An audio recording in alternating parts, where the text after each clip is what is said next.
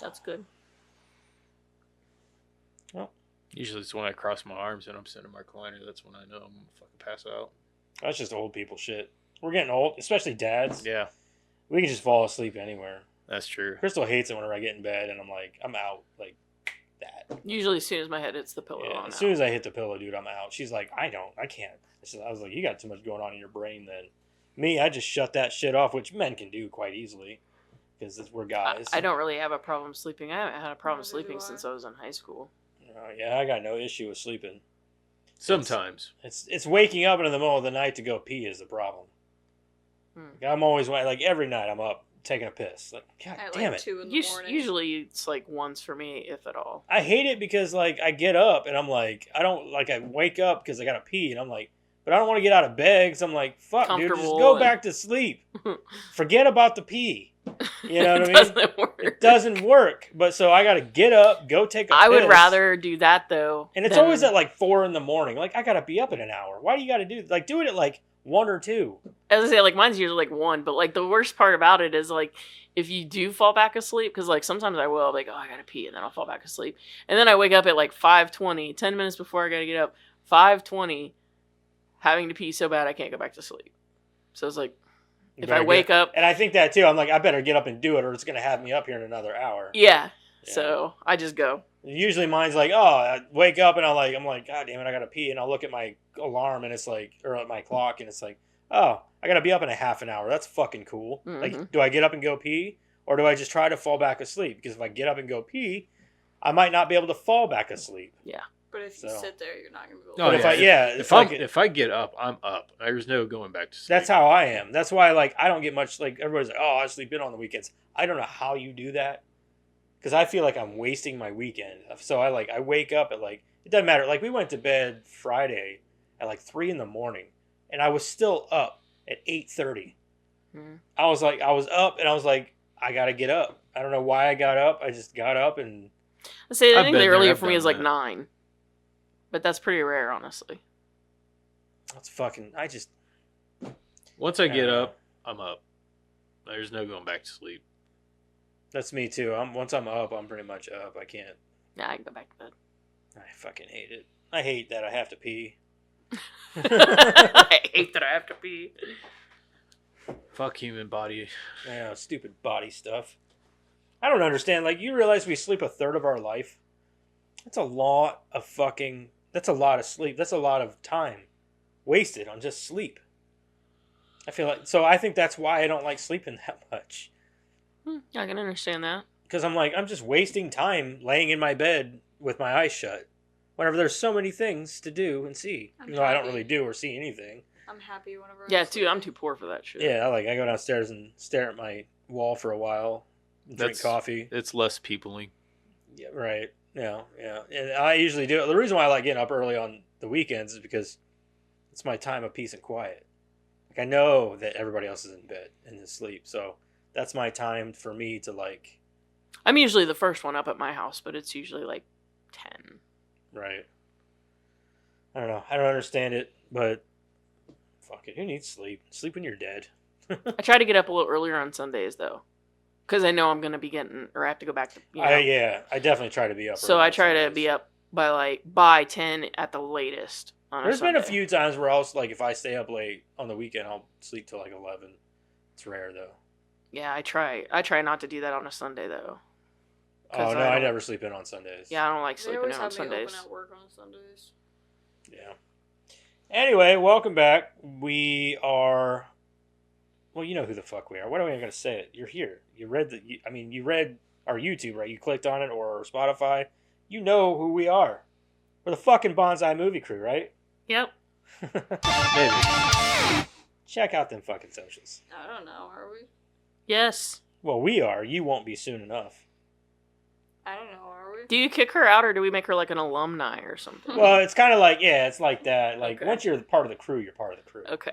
You know what I mean? All of you who subscribe, you're part of the crew. You know? Yes. That's the whole point. That's why we're called the Bonsai Movie Crew. Once you subscribe or like start listening to us, you're part of that crew. Just the way it is. It's like being a family member. Your little zombies. No. Fine. They're just branches of a tree, like a bonsai tree. I imagine whenever we do start doing like merchandising, it's gonna be Merchandise. it's gonna be one of those like Merchandising. we'll have like a Ghostbusters commercial where it's like limit 1 per family. Okay, well, I guess we go ahead and get into the creator profile. Oh, good lord, this is gonna be rough. Because I feel like no matter who you picked, it's gonna be hard for me to pick what my favorite thing is. Okay. I didn't even look to see what all he has. I'm sure we all know who it is. Is it Bill motherfucking Murray? No. Harold Ramis. Oh yeah. Did Who? he? Harold Ramis. Ramis. Ramis? Ramis. Ramis? Ramis? Harold Ramis? Ramis. Yeah, it's Harold Ramis. Sweet. Harold Ramis, I figure we do him. He's done a lot of directing and stuff like that, so let's do that guy. Damn it. What? I gotta figure out what I like. I don't even know, to be honest with you. I can read it here and give you guys the opportunity. It's not very long. Couple paragraphs. I feel like I'm cheating, but I will go. I have one in mind, but I'll go through. He's got a few movies that I really like. Well, Like yeah, that's my problem. Year One is one of them. He's like 90% of my childhood right there. For sure. They even say that in this. Yeah, like he's They even say responsible for like if your top 5 favorite comedies of all time, I guarantee you at least one of those was either written, directed, or starred Harold Ramis. That's what I'm saying. Like he is responsible for like 90% of my childhood for sure. Did he direct that? I can't remember if He directed. did. Yeah. Caddyshack? That Yeah, might he be wrote the it other and thing. directed. Yeah, because That was the one I was gonna pick. If I'm honest, that I was literally saying in my head I love Caddyshack all Caddyshack. day. he Yeah. brought Bill Murray in there just Yeah, that was literally that was Bill Murray. just coming on the set. He come on set You're like, hey. and he was like, no, he walked up to one of the extras. He was supposed to have lunch with Harold, and he went on set and he was talking to the extra that he talks to in the movie, and he said the Dalai Lama thing, just off the top of his head, made it up, and Harold was like, "You want to be in this?" And he didn't even write him everything he does in that movie is ad lib. He didn't write any lines for him. The Babe Ruth bar in the pool. Yeah, he didn't write one line for him. He just he just walked on set. Probably and said one of what he his wanted. best movies. To I'm be telling honest. you, man. Well, I'm talking about Bill Cinderella Murray. Story. Like it's actually one of Bill Murray's movies where he's actually like, I wouldn't say like he's not funny in other movies, but like he's intentionally he's going playing- over the top. He's playing a Yeah, character. he's playing a improv- character. He's playing a Exactly. character, and I think that's great. Instead of just being like this witty smartass, he's playing a fucking character. Yeah, and Yeah. dude, that movie. Yeah. You know what? I'm just gonna say it. Mine is Caddyshack. I'm over it. Hold I'm not on. gonna keep Let's not looking. blow our loads early here. I It's just too did. bad. I It's don't too have late. another load to You're blow. blowing your prematurely So I said Caddyshack. blowing your load here. All right, Harold Ramis. Date of birth November 1st, 1944. Damn. He was born right around World War II. What a good time. Right before it ended. Yeah. If you know your top 5 favorite movie comedies, you will undoubtedly name at least one that was helmed, acted in, or written by Harold Ramis. Although he was often thought of as a Canadian, I mean, if he is Canadian, he's a fucking Canadian. He hailed from Chicago, Illinois. Since Ramis was a founding member of Canada's Second City comedy troupe, it's easy to see why fans made the mistake. He began his career in comedy as a writer for Playboy magazine's Party Jokes page, while holding down his enviable day job. He was also performing at night as part of Chicago's famed Second City comedy troupe. He worked alongside such comedy legends as John Belushi, Gilda Radner, and Bill Murray. Despite his obvious gift of comedic talent, when it came time for producer Lorne Michaels to cast the new show Saturday Night Live, Ramis was deemed too ethnic looking. What the fuck? Okay, he just looked too much like a normal guy. I think it's Jewish. Oh, is that what it is? He looks Yeah. too Jewish. He looks too Jewish. The fuck, Lorne Michaels? What are you, a racist? You Right. Fuck. He does come off as kind of a douche. Lorne Michaels is not my favorite I person. don't know. Yeah, he's just something about that guy, you know. He's one of those people that is synonymous with comedy, but not because he's comedic. He just came up with a great idea. Yeah, he came up with a great idea, and he's been riding that fucking coattail for 50 goddamn years. Mm-hmm. 50 years, man. Which, I mean, admittedly, it's very innovative. Yeah. Because at the time, you didn't have anything like it. Yeah. So, cool. But I don't like him very much. Yeah, he's not a funny dude. Even whenever they put him in skits and stuff, he's not funny. Well, it's not he that doesn't he's, even try. It's not that he's not funny. I don't care if you're not funny. Like, you're just boring, I guess, at that point. But, like... He is a boring person. With the things that he's done, like that, for example. Yeah. Like, you hear about these things that happened, like, behind the scenes with SNL, and it's very off-putting. His character is very off-putting. Yeah. Because he's just a businessman. That's all he is. He put together a group of funny people and called it a show, and he's been writing it, like I said, for 50 years. Well, in all honesty, he looked at National Lampoon, the magazine, and went, yeah, I'm going to take all them people. Yeah, that's what he did, pretty much. Mm-hmm. Yeah, that's pretty much what he did. And then as soon as those people were gone, SNL started to kind of suck. Well, they've had some good runs. They've had a few. No, they've had good seasons, but it's not like it was when you had that core group from National Lampoon and the core group for the original cast. I mean, that shit was banging every freaking Saturday. Yeah, it was huge whenever it first came out. Yeah. All right, so Not to Be Undone, Ramis, along with Joe Flaherty, Andrea Martin, John Candy, and Eugene Levy, founded the Canadian-based comedy series SCTV in 1976. That's where Strange Brew came from. Yeah. The show provided several lifelong friendships, but also a talent for directing. At SCTV, we were virtually self-directed. Whoever wrote the piece pretty much determined how the piece was going to play. We directed each other. Joe Flaherty kind of appointed himself my director. He'd tell me stuff like, open your eyes real big. In 1978, Ramis co-wrote the comedy Animal House, and because of its success, he was soon able to write his ticket in Hollywood. When the movie became a hit, Ramis worked on a deal that would allow him to direct the next movie that he wrote. So my thing about this is, like, if you think about it, man, back then you got to think of like the comedy troupe and all them. Like, those guys are today's YouTubers. The people out on YouTube and somehow or another either get record deals or find themselves in movies and shit like that. Those people who have charisma and can act, or maybe not even act, but are just comedically good at comedic timing and things like that. They have it. And sometimes those people are discovered right here on the internet or on TikTok or whatever. You know, everybody bitches about, like, oh, they're just putting TikTok people in movies and blah, blah, blah. Some of them That's how, it. I mean, some of them are really some of them are good. I mean, you find talent, you find talent. It doesn't matter where they come from. Absolutely. It's just, can they do it is the question. I'm trying to think of a good one. I mean, it's no different than your wrestlers, your pro wrestlers turning to acting. What the fuck do you think they were doing in wrestling? They were acting. How many actresses or actors that you see go into music, or vice versa? Yeah, exactly. So, I mean, I don't know. I look at it like this. Like, today, entertainment has changed immensely. Mm-hmm. You know, when you used to think, like... But it's still kind of the same. You know what I mean? Well, you used to think, like, okay, for example, if you saw something that said straight to video, you're like, yeah, I'm not watching it.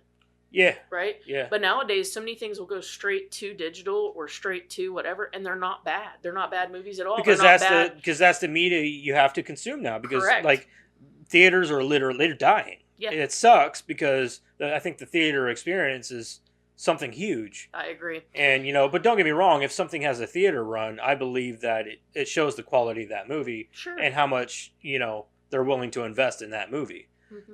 But it now, doesn't necessarily mean that, right, some of these movies that are going straight to digital are bad. Yeah, or even to, Netflix or whatever. Yeah.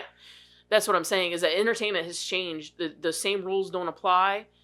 And also, I think people are starting to understand that you can create some really good content without Hollywood's involvement. One of the best movies I watched last year, if it did have a theatrical run, it was a very small one, and it was in limited. I'm sure it was limited, but Strange Darling.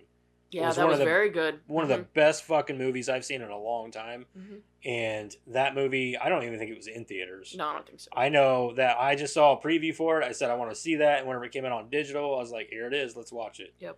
So, like, and that was one of the best movies of last year. Actually, I would it was, agree. That was a very good movie. I would say it probably was my favorite movie from last year. That movie was awesome, and just original ideas like that are what we lack nowadays. That's what I'm getting at. Is that the entertainment industry has changed so much, and finding YouTubers because you can't find good quality the old way doesn't necessarily mean that they're any less. That's what I'm kind of getting at, is that they're not any less talented than, say, someone going to auditions every day in Hollywood. Yep. Like, you don't necessarily need Hollywood anymore, is what my argument would be. You really don't. There's so many good directors and low budget films coming out nowadays. You don't need Hollywood. Look at A24. No doubt. I mean, They're they're putting creating out an bangers, empire. dude. Yeah. They're like putting out bangers. they're like what is it? Blumhouse. It's like what Blumhouse used to be. Yeah. Mhm.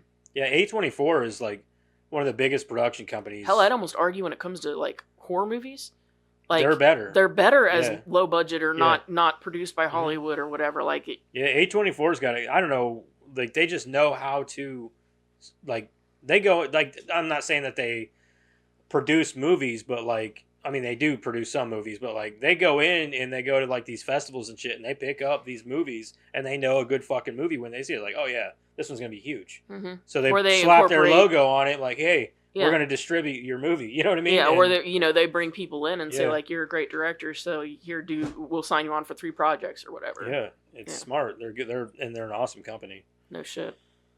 Usually if it has A24 at the beginning of the movie, you're like, all right, this is probably like pay It's probably attention. gonna be good, It's probably yeah. gonna be a good movie. Yeah. Anyway, sorry, we got off subject there. Yeah. I gotta find my place. Sorry. Okay. Fuck, where was I? Hold on. All right, his first writing and directing job was the hilarious Caddyshack, starring Chevy Chase. While Ramis is sometimes thought of as strictly an actor, he only acted in a handful of films, including Ghostbusters, which he co-wrote, and As Good as It Gets. As Good as It Gets. Was that the one with... That was shit. I want to say Jack It's Nicholson. Jack Nicholson, yeah, Yeah. and Helen Hunt. Yeah. Who the fuck was he in that? Wasn't he the one guy's friend? Because I remember, for some reason, I'm thinking of him being at dinner with somebody. Maybe. He had a smaller role then. Yeah. Because, yeah. Believe it or not, he didn't really like to act. I believe that, yeah. He preferred to be Right. behind the camera. Creating, yeah. His real successes were behind the camera, directing Hollywood heavyweights such as Robert De Niro and Billy Crystal in Analyze This, Bill Murray in Groundhog Day, and Brendan Fraser and Elizabeth Hurley in Bedazzled, which was also a funny movie. That movie's hilarious. It's a very underrated yes, comedy. it is. Ramis, which back whenever it came out, Me it was- gusto. yeah. It's so good. It is. It's so You know what my good. favorite part is? When he asks to be sensitive, Oh yeah, and he keeps looking at the sun and crying. He's like, "That damn sun!" yeah. It's so fun. I ain't seen that movie in so long. I love Brendan Fraser.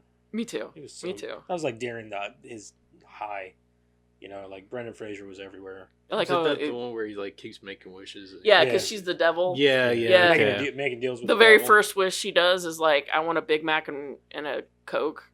Yeah. And so she takes him to McDonald's. He Yeah. orders it, and then he makes him pay for it. And he's like, "That wasn't a wish. I went to McDonald's and got what I wanted." And then at the end, she's like, "Well, you had 3 wishes." And he's like, "No, I had or 10 wishes or whatever." And he's like, "No, I this." He goes, "And the Big Mac." And he's like, "What the?" It's pretty funny movie. It's hilarious. Elizabeth Hurley is actually like I don't care for her as an actress, but like that one actually showed some of her more comedic. Well, like- it works. Same thing Yeah. that she did in like Austin Powers, right? Right, yeah. Very dry, but I mean that works. It works for those. Yeah, but she was more of the pretty face in that, whereas in I think in Bedazzled she played more of a role. You know what I mean? Like she played the devil. She was funny, and It's definitely funny. so I thought she was good in that movie. Where she wasn't put in movies for her acting talents. Let's put it like that. The only thing I remember is that and Austin Powers. And in Austin Powers, I thought she did good because she was kind of like the authoritative, like, you know. Yeah. I thought she did okay, but I don't think I know anything else. What else has she been in? I don't know. All I know is that's exactly what I'm saying. She's not known for her acting talent. She's just a pretty face. Yeah. So. And getting cheated on by Hugh Grant. Hugh Grant?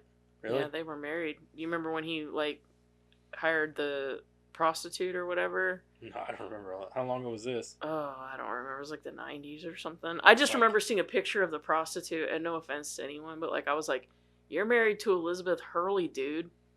What's your fucking problem? Right.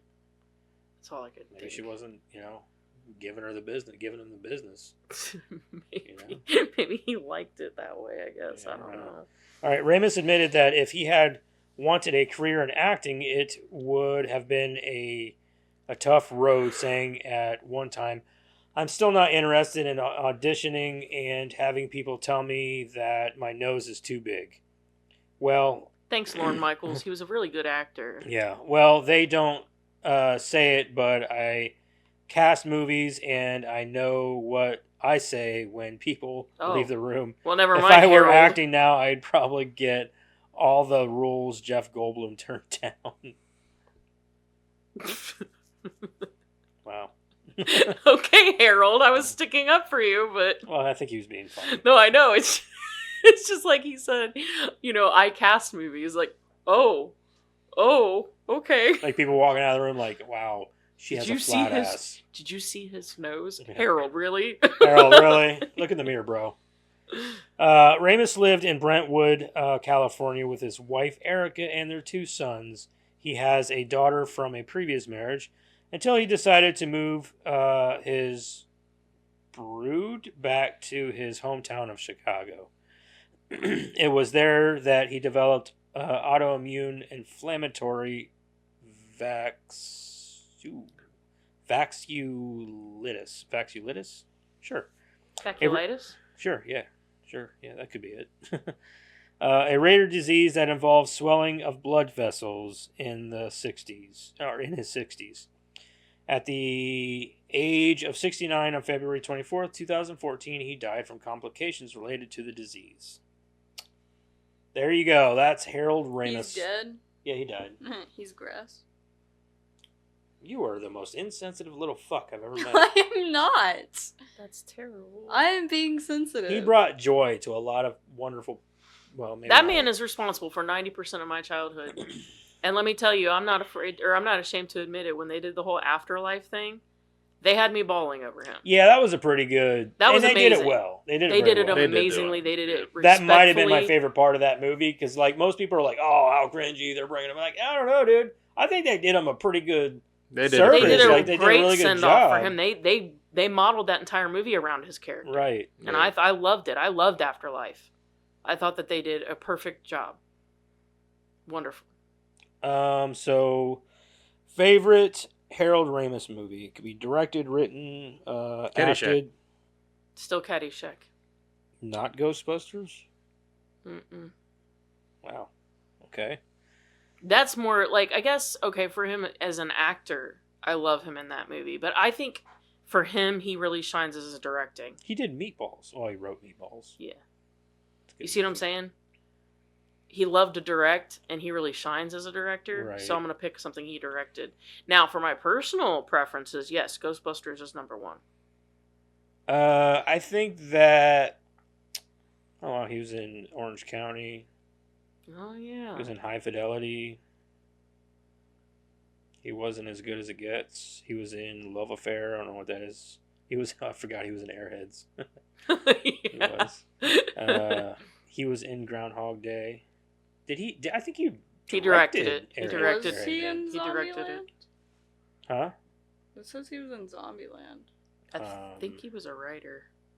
But don't quote me on that. Who was... Wait, Maybe hold he on. was. Was he in National Lampoon's Vacation? No, he was a writer. There's a lot to pick from, honestly. Writer... I think I'm also going to go with Groundhog Day.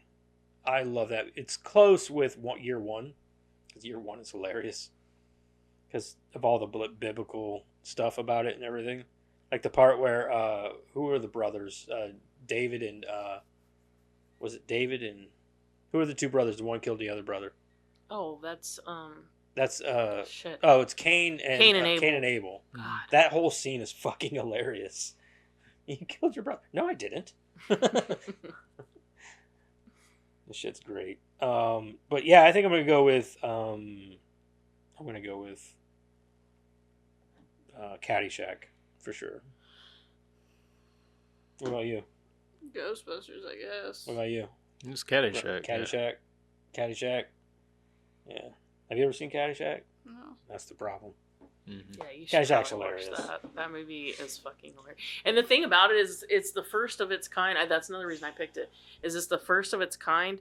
There is no movie. There is no overarching story. Nobody leaves that movie better or worse than they started.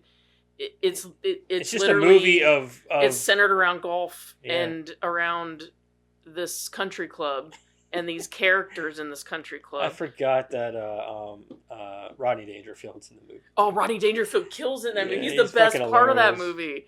Dude, fucking, when he walks in there, my favorite part in the movie, my Talking about absolute the hat? the hat. The Okay. hat is my favorite part of that movie. He's like, oh, who would want a hat that ugly? It's hideous. It's terrible. Looks good on you, though. It's so fucking funny. I love Rodney Dangerfield. No shit. All right, let's go ahead and move on here. Let's get into that movie. Hold on, I gotta get Harold off of there. Sorry, bud. You can't be here for the Bye, rest. Harold. Let's talk about the movie. Oh, cracking my back. All right, this week we watched Ghostbusters from 1984. Karen, plot synopsis. After losing their posts at university, 3 parapsychology professors go into business as Ghostbusters, who fight against ghouls, hobgoblins, and supernatural pests of all kinds.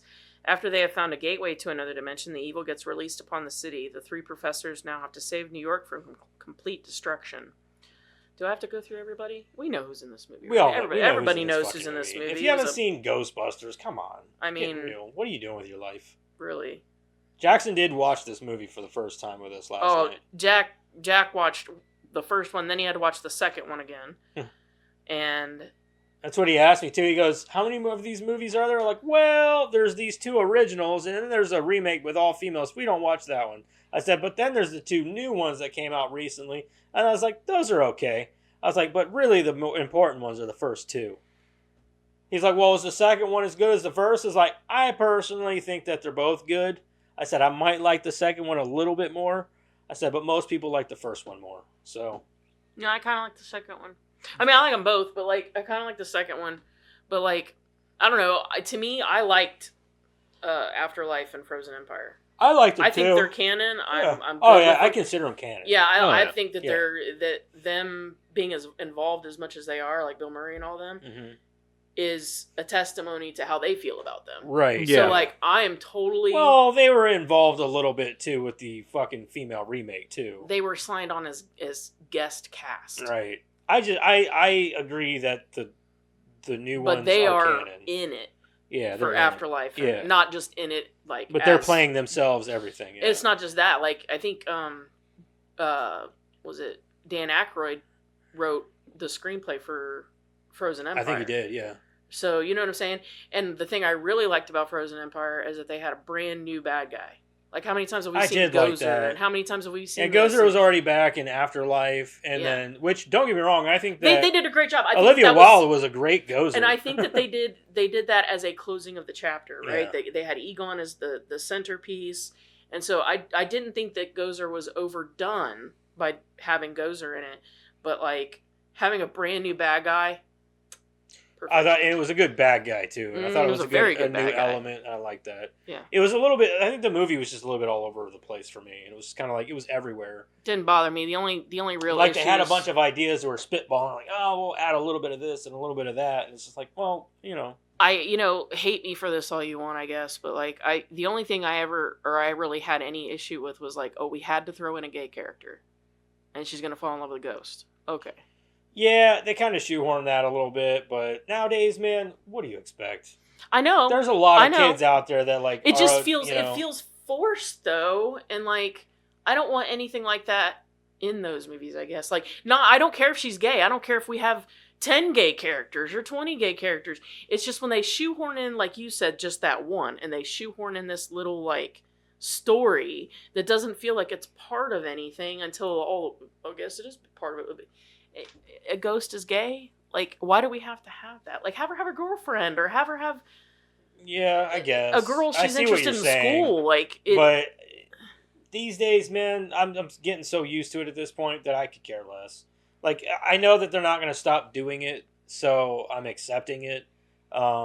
Also, it's just one of those things. Make it feel natural, though, is all I'm saying. Right, yeah. Make it natural. Make it feel more natural. Yeah. But I think one of the biggest things about it in that case is, like I said, things were already all over the place in the movie for me as it was. Yeah, you were already like so it was already like it was already, as Madison would say, overstimulating.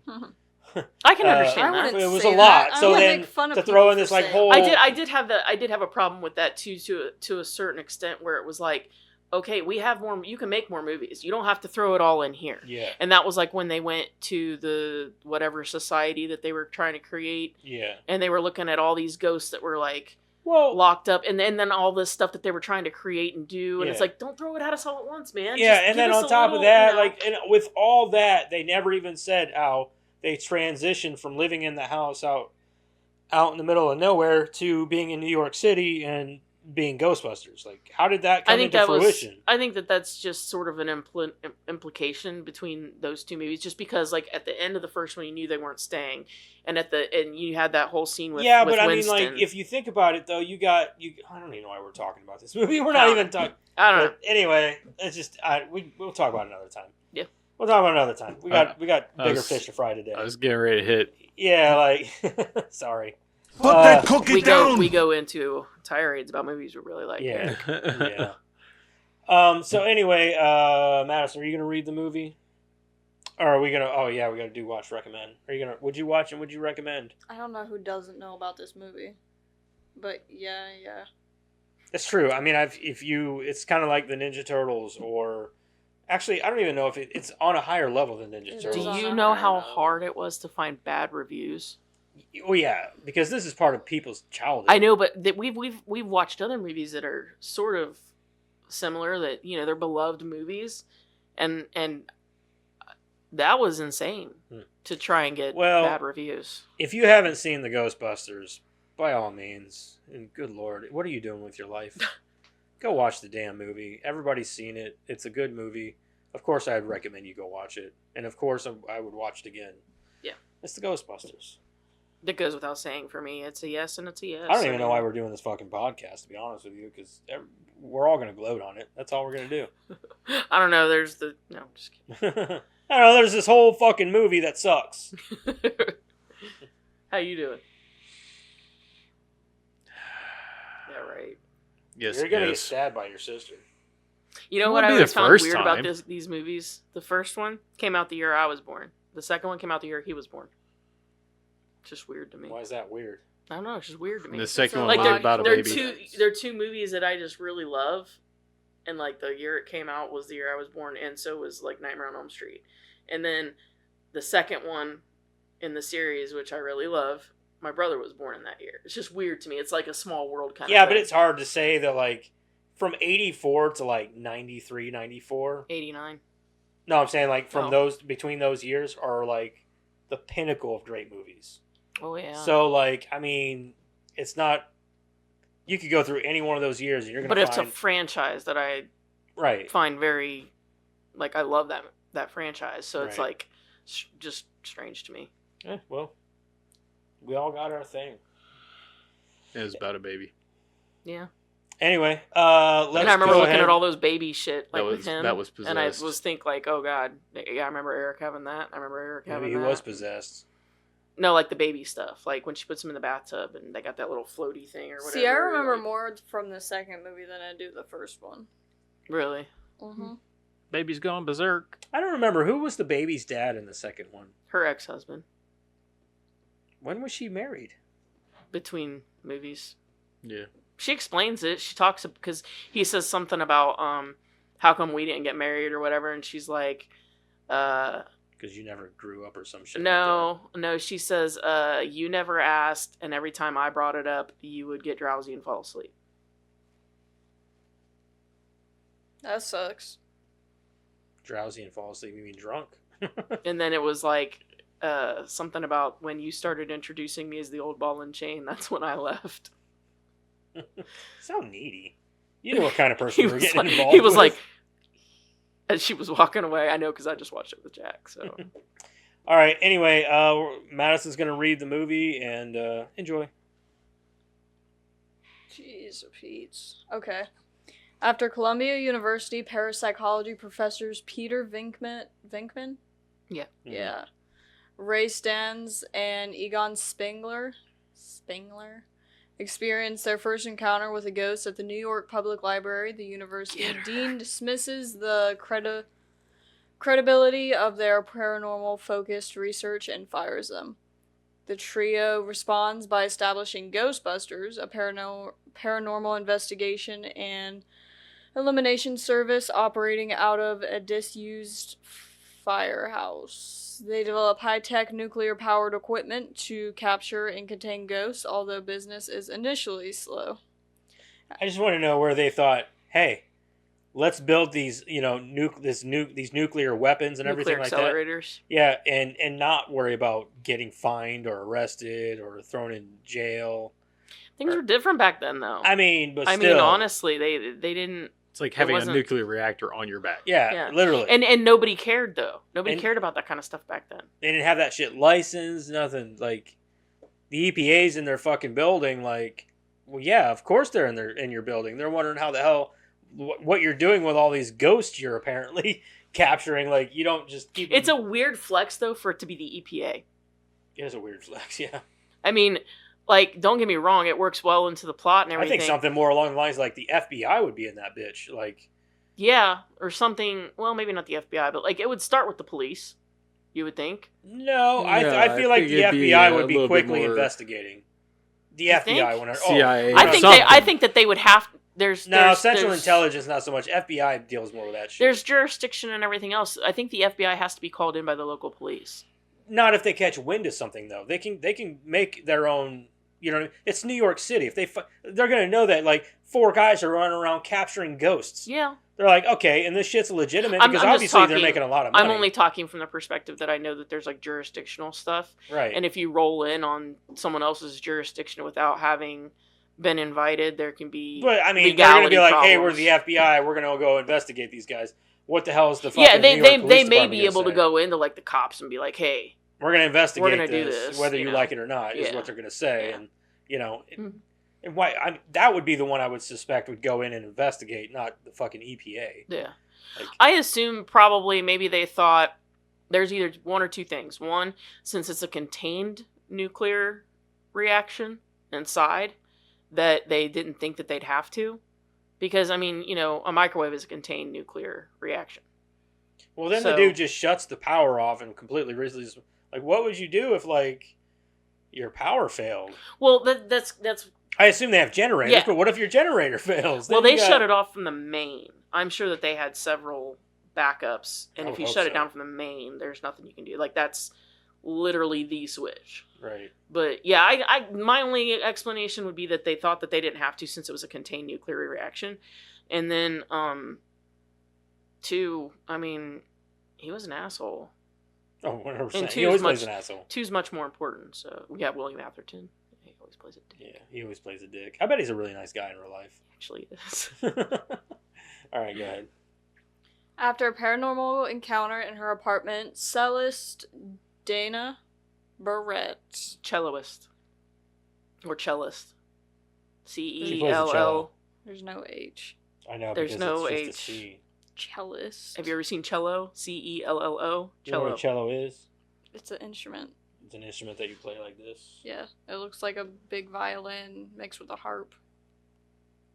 Yeah, sure. So she's a cellist.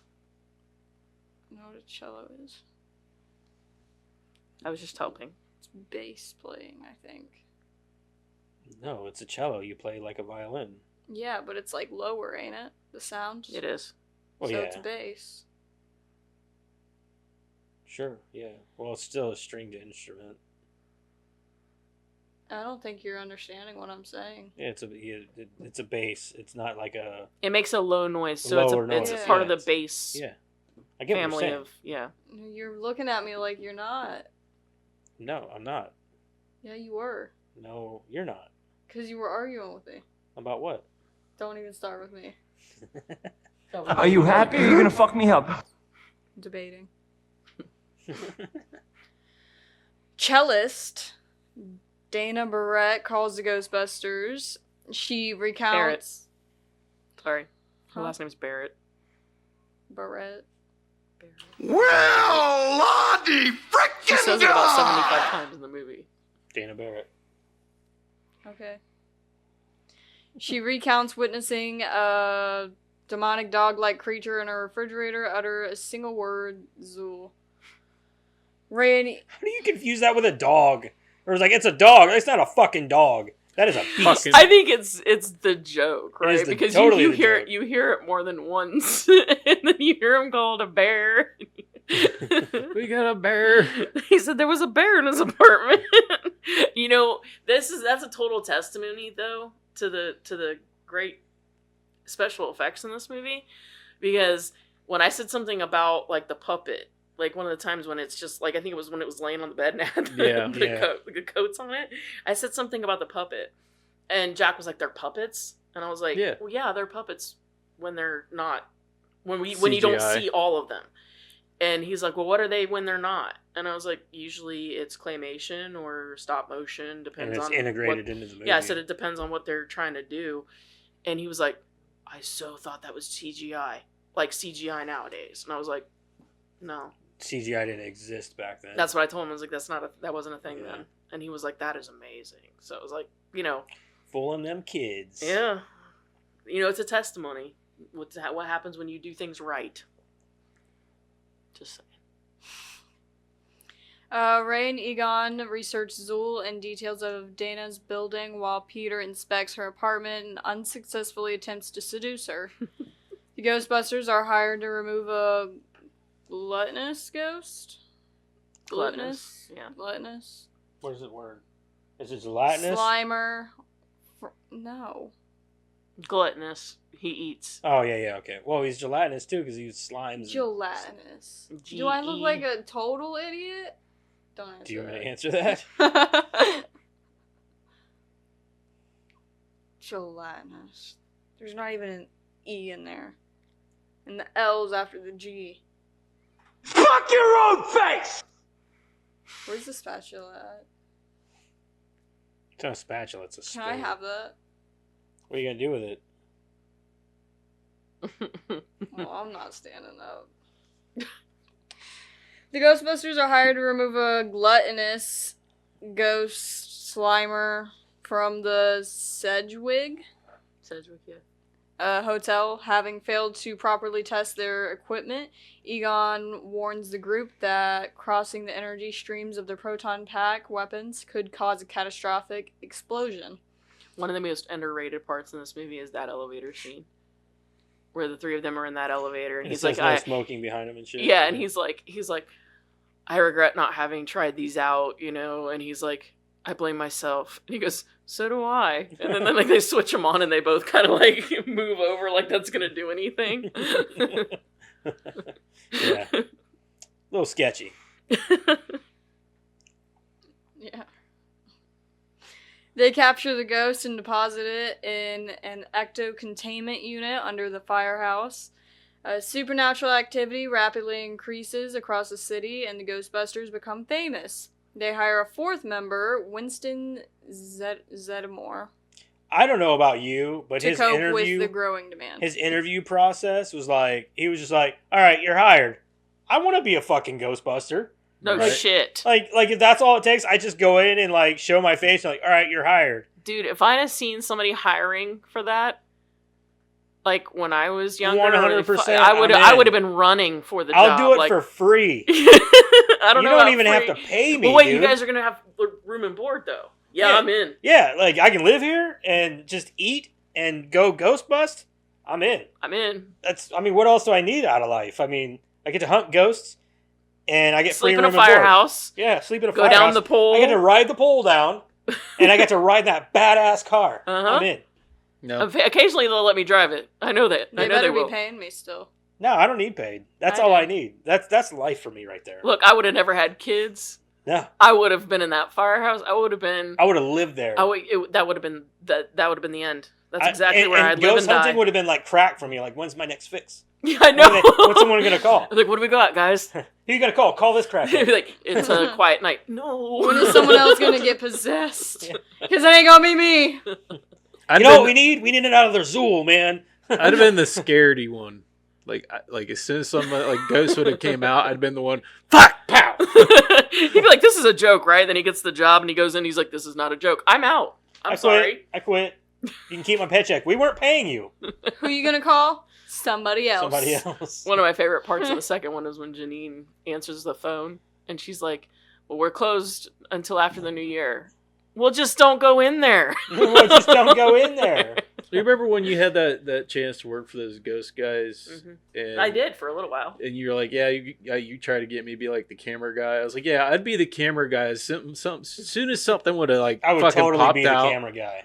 I was telling I'm her, I just was telling like, you that as right soon now. as something If would you have ever happened, I'm decide sorry. you want to venture down that road again, I'm your camera guy. I'm thinking about it, actually. I will be as, your camera as guy. soon as she said Wait, that, Ghost she's like, hunting. I said, Because I don't believe in that shit, so I won't get scared. No, you do need a good skeptic. I'm a skeptic to start.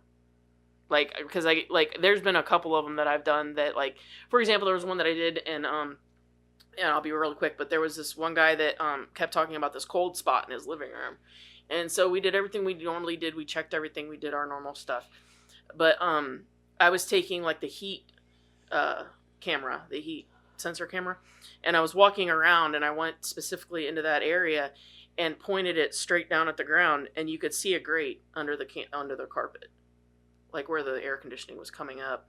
And somebody, when they had redone it or whatever, they just went right over it. So that's an example of why it's important to be skeptical to start with. Yeah. Well, Because see- sometimes there's a logical explanation. And people Yeah. who live there are just convinced. Yeah. Yeah. You know, you have to do the investigation as if you have to go into one of those investigations as a skeptic, regardless of how you really You should ask feel. them, well, during the winter, is it a hot spot? Because I assume your heat comes up through there, Right, too. right. so like I Well, they told had just her, moved in. It was summertime. Oh. yeah, so like I told her, I said if something would like popped up or done something, you would see the camera run to hit a wall, and then you hear me in the background. Fuck! Ow! Yeah. Well, we were going to get some really good evidence here, but our cameraman bitched out. At least You we got can some see- comedy. You can see the top part of the vapor right there before he starts running. At least we got some good comedy. Turns out somebody was just vaping. Yeah. All right, go ahead.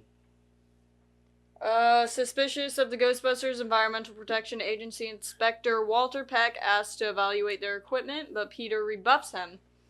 Egon warns that the containment unit is nearing capacity and supernatural energy is surging across the city. Peter Tell him meets about with the Twinkie. Tell him about the Twinkie. Peter meets with Dana and informs her. Oh my god! Informs her that Zul was a demigod worshipped as a servant to Gozer the Gozerian. Gozerian. A shape-shifting god of destruction. Upon returning home, she is possessed by Zul, a similar entity that possesses her neighbor, Luis. Lewis. That's what I meant to say, and then my brain shut down after I said Luis. I get it. Louis Tully. He's the best part of the whole movie. Tully. Tully. He's easily the best Such part. a tool.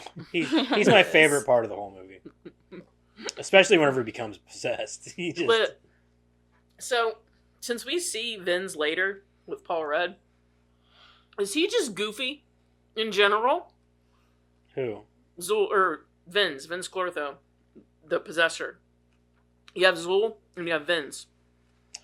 I would say so. Like, he's just not all there. He's got to be, because Paul Rudd was exactly the same when he was Vince. Why wouldn't he be? Well, I mean, obviously, but I'm just saying, like, it's funny because you think of a demigod being, like, I don't know, serious. Yeah. And then you see Vince running around, like sniffing popcorn and talking to horses, and it's funny as fuck. I am the key master. My favorite is like, she's like, would you like some coffee, Lewis? Yes, have some. Yes, have some. I don't know, would I? Yes, have some. Yeah, I'll take them. Yes. Yes, have some. I love Rick Moranis, dude. Mm-hmm. If I could choose a dad, there's a few on my list, but I think Rick Moranis is definitely on there. Could you imagine having him for a fucking dad? I like my dad, but if I had to pick one, Kurt Russell.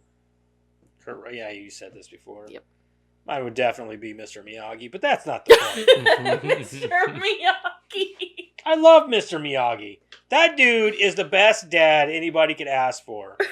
He can teach you karate and teach you how to clean properly, and he's just a sweet dude, and he's all about, like, morals and lessons. That's what Goku is for.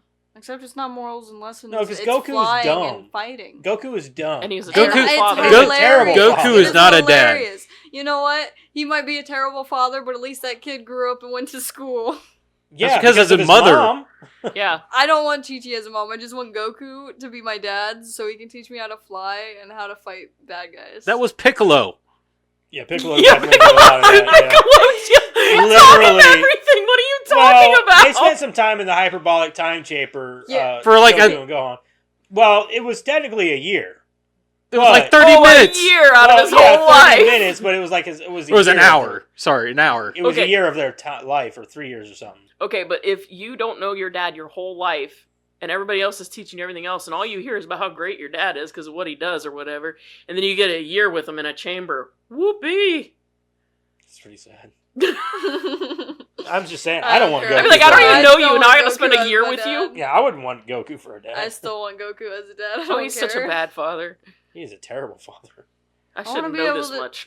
I want to be able to turn into a giant mouth laser monkey.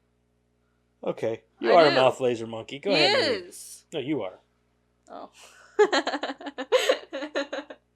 Wow. Peter arrives and finds the possessed Dana, or Zool, claiming to be the gatekeeper.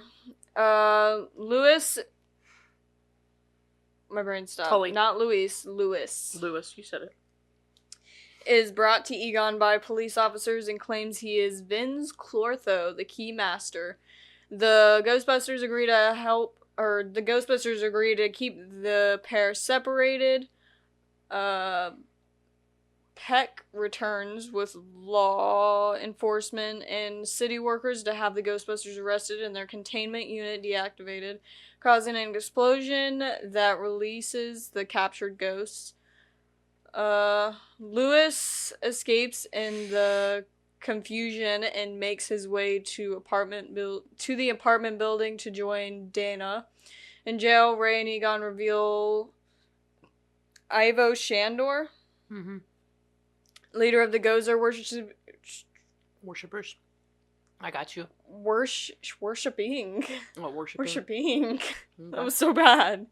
Worshipping cult in the early 20th century designed Dana's building to function as an antenna to attract and concentrate spiritual energy to summon Gozer and bring about the apocalypse. Faced with supernatural chaos across the city, the Ghostbusters convinced the mayor to release them. The Ghostbusters Yes, it is true. This man has no dick. Easily the best line in the movie. I also like the when he's like, you know, if nothing happens, fine, we'll go quietly, we'll enjoy it or whatever, you know, and then he's like, but if I'm right, you will have saved the lives of 10 million voters. He's like, In the second one, there's a line where he's like, almost half of us voted for you in the last election. The Ghostbusters travel to a hidden temple located on top of the building as Dana and Luis open the gate between dimensions and transform into demonic dogs. Gozer appears as a woman and attacks the Ghostbusters, then disappears when they attempt to retaliate. aim for the flat top. Her disembodied voice demands the Ghostbusters choose the form of the Destructor. Oh my god. Ray inadvertently recalls a beloved corporate mascot Easily from his Ray's childhood. greatest Always moment. Ray. When she says the Destructor has been chosen, and all you hear is Bill Murray going, "Oh, wait a minute. We didn't choose shit. We didn't choose anything. I didn't choose anything." And everybody's like, "Nope." And all you see is Ray just kind of Like putting his head backing down. up, you know. And they're like, "He's like, what did you do, Ray?" Like, I couldn't help myself. It just popped in there. It just popped in there. What? I tried to think of the only thing that could never hurt us. And then he comes around that corner with that. It's great. Yes. I noticed you're out laughing. It's funny. I'm laughing on the inside, Karen. Right. This big happy monster just. I'm gonna kill them. And Gozer reappears as a gigantic Stay Puft Marshmallow Man who begins destroying the city. Against his earlier advice, Egon instructs the team to cross Nobody their steps on pro-time that energy church in streams one at the Big dimensional yell, but gate. maybe once later. I love that. Like we totally skipped over. Like, are you a god? When someone asks When if you're somebody a god, asks you if you're a god, you say yes. You always say yes. I would have said yes. Yeah. Do you believe me? Yeah, you obviously say yes. Like, no. Like, then die. Like, Yeah, she's like, then die. Like, if you're faced with something that is obviously a god by that definition or by a definition, just say you are one too. Like, Yes, what's I it am. gonna hurt? Yeah. challenge me. I think that was probably over. I think that's the one too many. Like that one step you just went in. Like, You know. all right, you said you're a god. You don't have to challenge the other god. Right. You can just go. Yeah, I'm the god of standing over here. I'm the god of not fighting very well. I'm the god of shutting doors. I'm the god with no power. I'm the god that's gonna stand over here and watch. I'm the god of do whatever you got to do, just don't hurt me. Alright, the resulting explosion destroys Gozer's avatar, banishing it back to its dimension, and closes the gateway. The Ghostbusters rescue Dana and Louis. What about Gosh. though? We forgot this part From- too. The There's like half a sentence I'm sorry. left. Okay. Go ahead. I'm sorry. The Ghostbusters What about rescue this? Dana and Louis from the wreckage and are welcomed on the street as heroes. It's a great ending to the movie. Oh, too. 100%. Such a good ending. We also skipped the part where, Ray just decided, how they're going around capturing all these ghosts, and Ray's just like, I'll let the succubus go, That was a dream. That was a dream.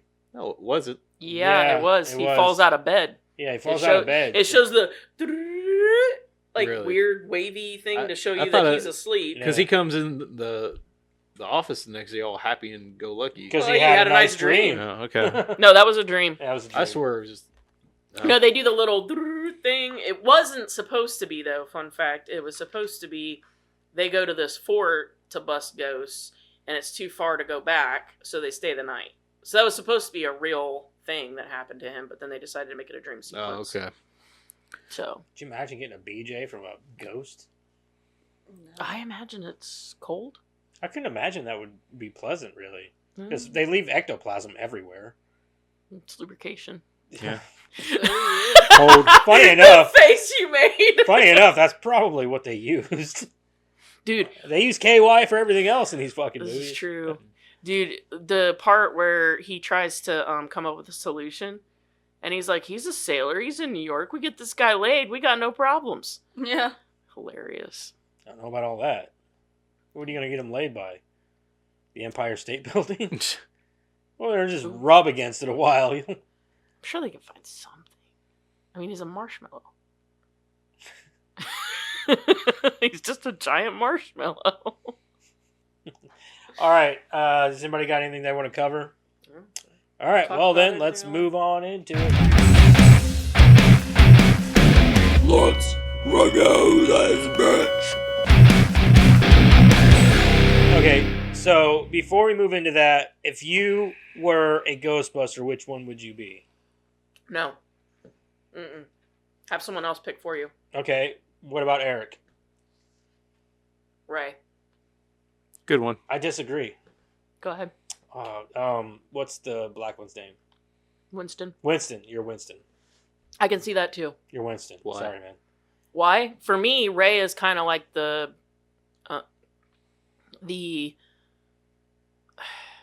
heart, or like the Yeah, but I could see him more as like the guy who's there. He's kind of the muscle. He really has no fucking idea what's going on. But yeah, no, that you're right. I think because in the sense that he's just there for a job. Eric would not be interested in the paranormal parts or the. No, he's just there for a paycheck. Eric would literally be the guy that when he got arrested, I just work with these guys. Why am I in here? Yeah, Yeah, you're That'd right. be you. Yeah. You're right. You're Winston, dude. Sorry. All right, what Okay. about Madison? It's Venkman, dude. I'm She's telling you. Janine. No, that's Venkman. She's not a Ghostbuster. Yeah. That's Venkman. Mouth is always running. No, it's not. And mouth is always running. It's not. No, because Venkman's kind of vindictive, though.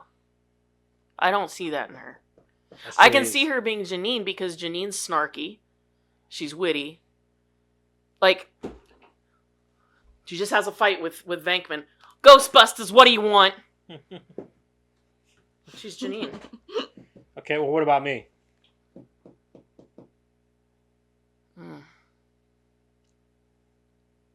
I'd say the closest one would be Venkman. For me? Mm-hmm. The fuck, why? I don't want to be Venkman. Well, you don't always run your mouth, but you don't care. It's true. If You you, know who I have think something to you'd be? say, who? I think you'd be Harold Ramis. Egon? Egon. I am funnier than Egon. Okay, yeah, but you're also a critical thinker. You're patient. No, I don't disagree with you, but like, he's not.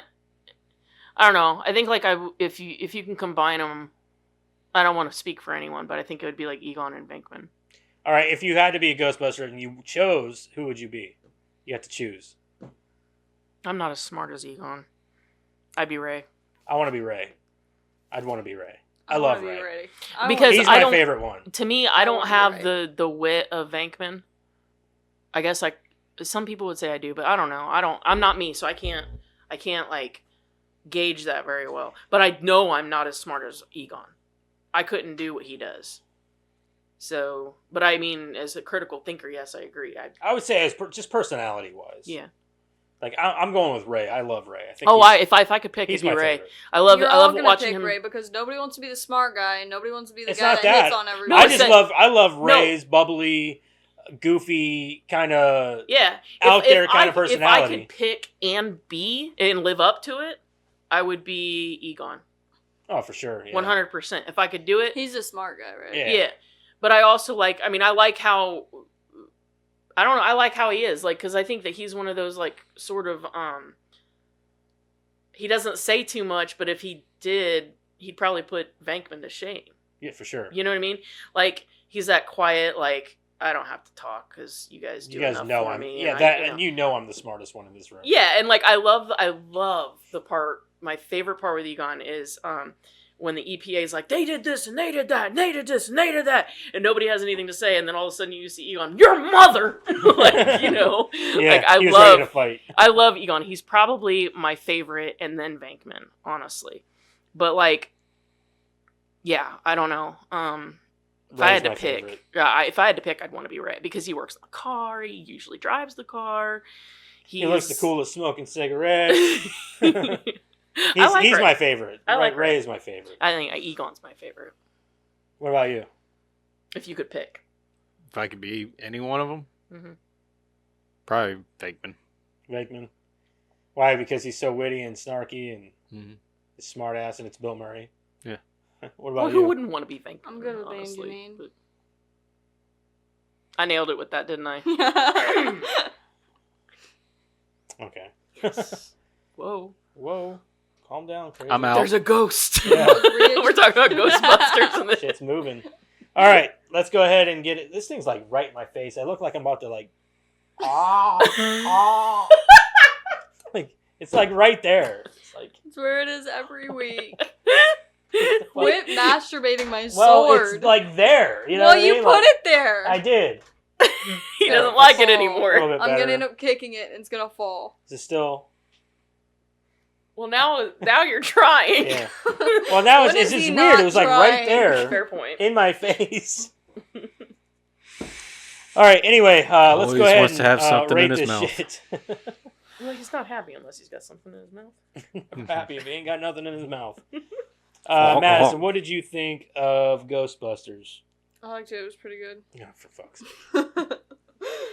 She doesn't do it now, like... It's gonna be my opening every time. What are you talking about? I don't know how else to display my thoughts if I don't start with that.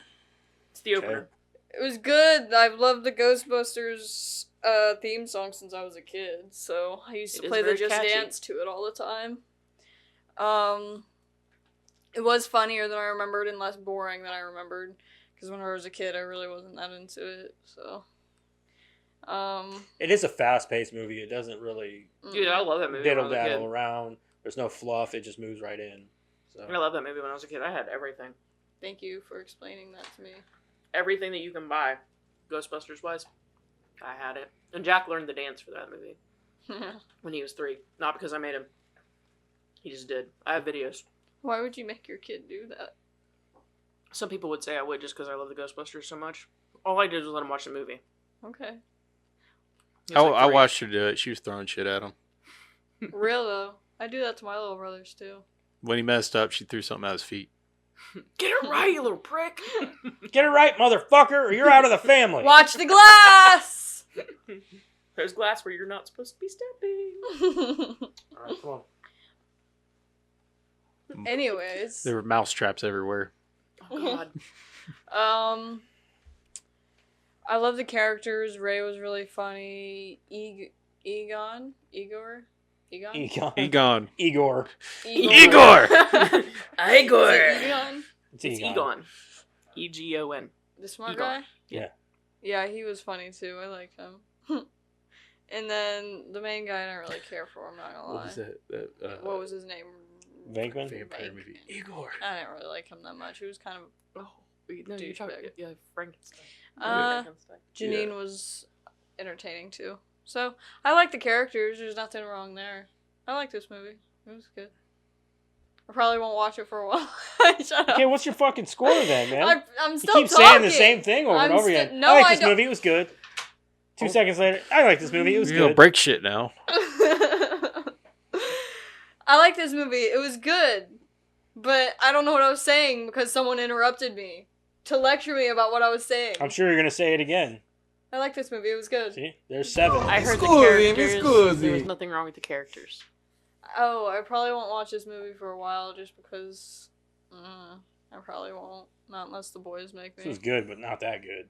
I can't watch it all the time. I mean, it's not. Yeah, it was good, but it wasn't that good. But it's probably because I watched it a lot when I was a kid. Okay, what's your score?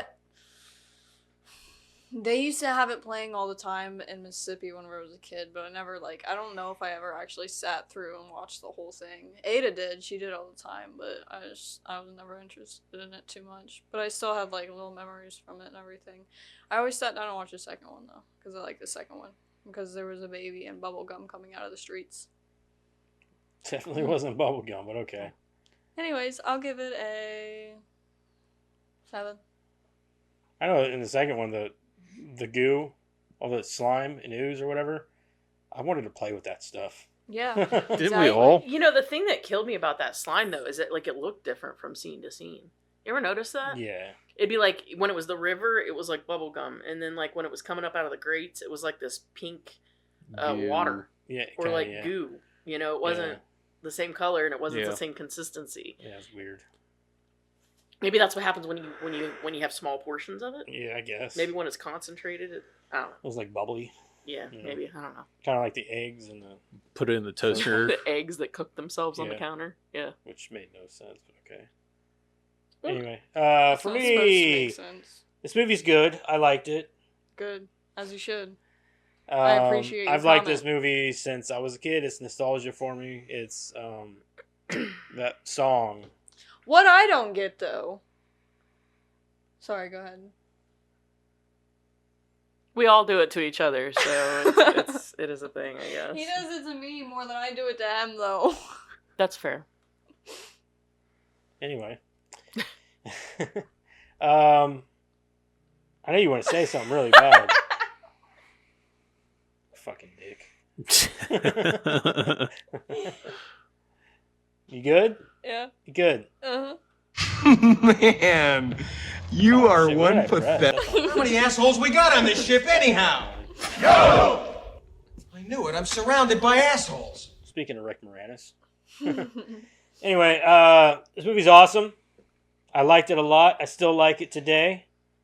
The second one's probably better. I don't remember. But this one's still awesome. She wants to so bad. She does. But I'm giving it a 7.5. Is that all? That's it. Are you done? I'm done. Jesus Karen, go Christ, ahead. you said the same thing like 30 friggin' times. I Are did you sure not. you're done? I'm done. I'm Are you finished. sure? I wrote mine down because I didn't want to forget any of my thoughts. So bear with me if I can read This my is handwriting. almost 40 years of thoughts, people, on a page and a half. What makes this movie great and rewatchable is not the great one-liners, it's the quippy ones that almost get missed.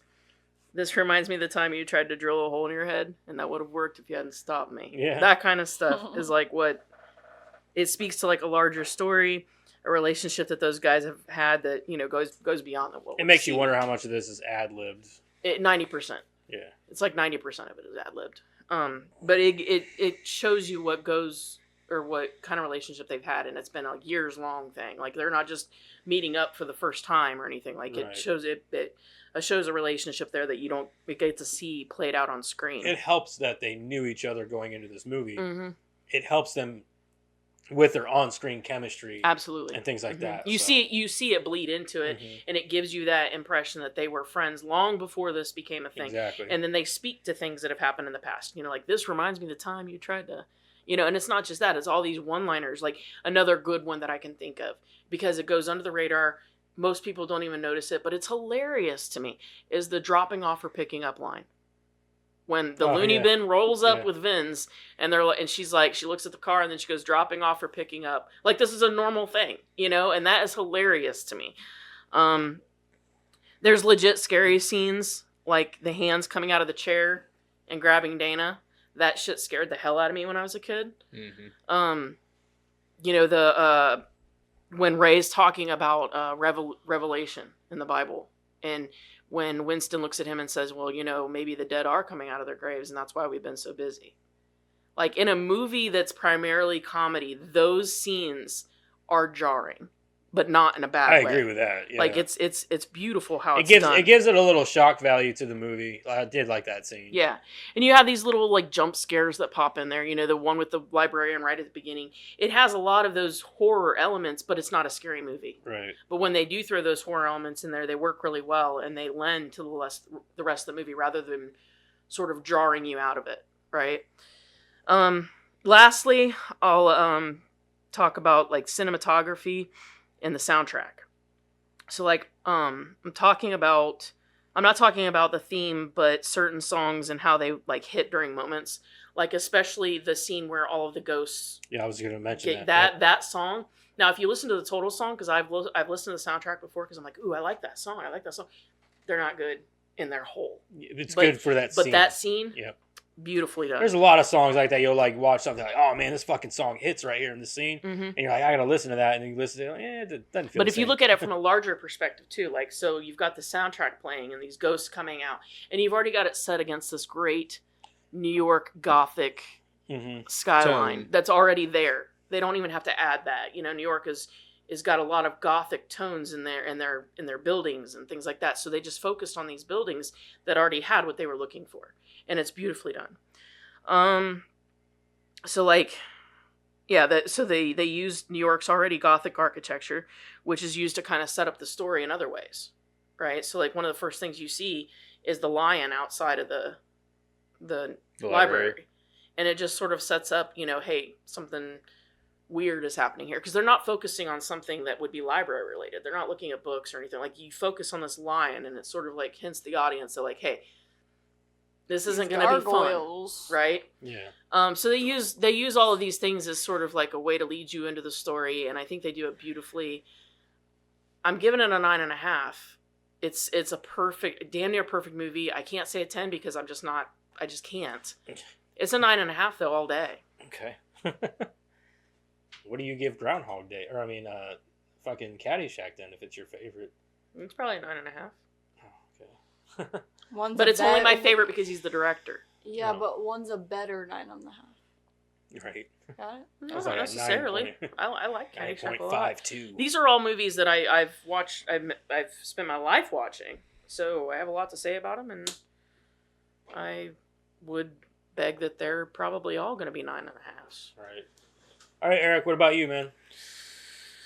Well, this movie I've really I gotta go back to think about my childhood, and I've always enjoyed watching. Here it is. I was waiting for it. I enjoyed it. I've always enjoyed these movies.